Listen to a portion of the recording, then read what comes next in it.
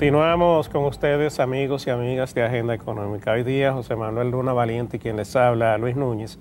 Estamos conversando con ustedes sobre el tema de las finanzas públicas o de la política fiscal, como se le quiera llevar, o política tributaria, si nos vamos al tema de los impuestos y las diferentes reformas que hemos vivido en la economía dominicana.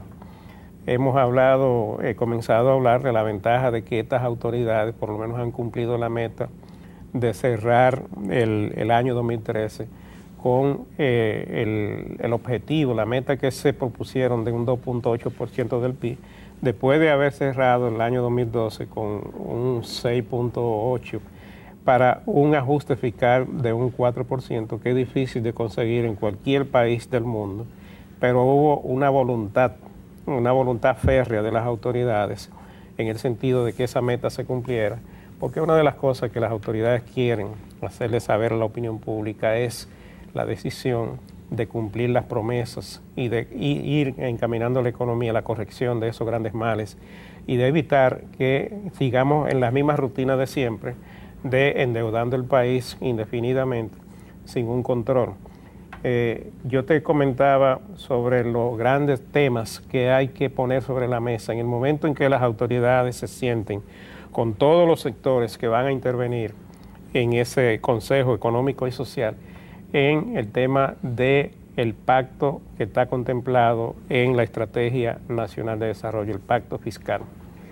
Y te estaba hablando de la transferencia al sector eléctrico, las rigideces en el presupuesto. Yo quiero que los amigos conozcan que el país tiene alrededor de 33 leyes que establecen rigideces. Estas son leyes que establecen una proporción de los ingresos para determinados fines. Por ejemplo, hay una que establece un 10% para los ayuntamientos. Hay otra que establece un 4% para la educación, que esa se está cumpliendo. También gracias a una voluntad férrea de las autoridades actuales, porque nunca se había cumplido antes. También hay otra que establece un porcentaje para la UAS y así sucesivamente tú vas encontrando ahí alrededor de 33 leyes que tienen esas rigideces que si se fueran a cumplir estarían por encima del 100% del presupuesto y por lo tanto son incumplibles porque entonces las autoridades prácticamente no tendrían facilidad, no tendrían libertad, no tendrían forma de cómo manejar las finanzas públicas para atender lo que son las prioridades. Otro tema es la actividad económica que tú habías mencionado aquí, donde siempre se habla de la gran proporción de las actividades productivas que se encuentran en el mercado informal y que por lo tanto no pagan impuestos o no están grabadas porque no se reportan, no están registradas dentro de la economía formal. También están lo que son la reforma tributaria versus algunas medidas de antirreforma que se han tomado que en realidad dejan sin efecto las reformas anteriores. Yo te decía que hay dos tipos de rigideces en el presupuesto.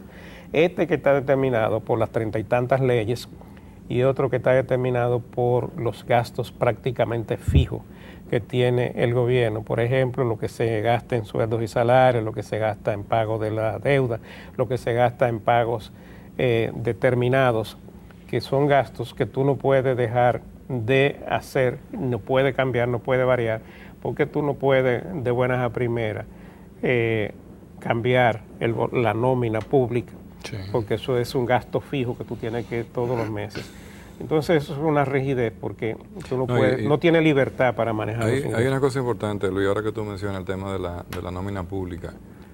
La nómina pública y el sector público tienen una rigidez extremada, una extrema rigidez, porque tú sumas una serie de ministerios, tú coges, mira, educación, salud, Fuerzas Armadas y Policía Nacional, y ahí hay un contenido y un complemento a nivel de recursos humanos que es imposible que el gobierno lo eche a un lado.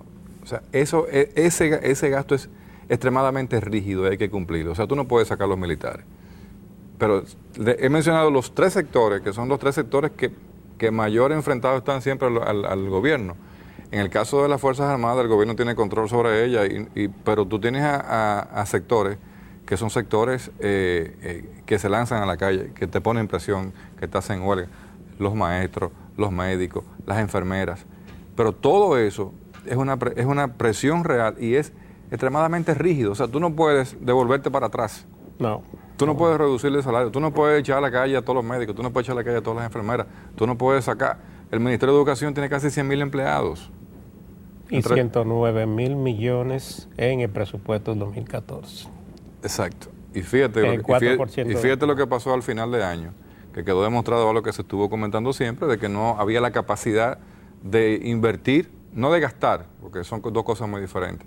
Invertir ese mismo 4%, al final hubo que buscarlo, un dinero que estaba sobrando por ahí, como que lo sacaron y lo metieron por un lado y están ahí vivos antes de que se pasase el tiempo y se desficharan definitivamente por no utilizarlo.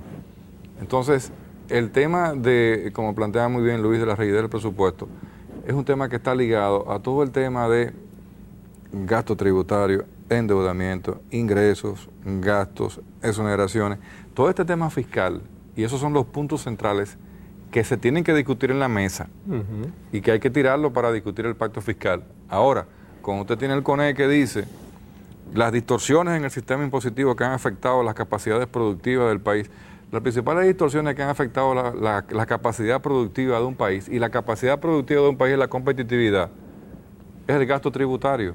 Como tú bien decías ahorita, o sea, ya ningún empresario le tira un proyecto. Es más, yo me atrevería a decir que de 9 de cada 10 empresarios extranjeros o dominicanos que visitan al presidente de la República llevándole un proyecto, le llevan el proyecto, y la segunda pregunta es, ¿y qué el Estado puede darnos a cambio? Los llamados incentivos. Exacto. Hay incentivos por ley fiscales, que son altamente utilizables y que tienen retorno. Yo siempre he estado de acuerdo con todo el tema que sea de mantener la ley 158 de incentivos turísticos, porque esa sí genera, y esa por lo menos tuvo el dinero ahí. Porque tú ves a los turistas entrando y pagando una tarjeta de turista, y están pagando un hotel, y están produciendo empleo, y se están comprando bienes y servicios a la agricultura. Eso tú lo ves. Pero hay otro que tú lo das, y tú dices, los 2 pesos al combustible para el recambio de la flota del sector transporte. ¿Y dónde están esos 2 pesos? ¿Alguien sabe? No se sabe. Lo están utilizando para acá, no han cambiado nada. Entonces esos sindicatos lo que están locos es por pedirle otro préstamo al Banco de Reserva, con el aval del gobierno dominicano.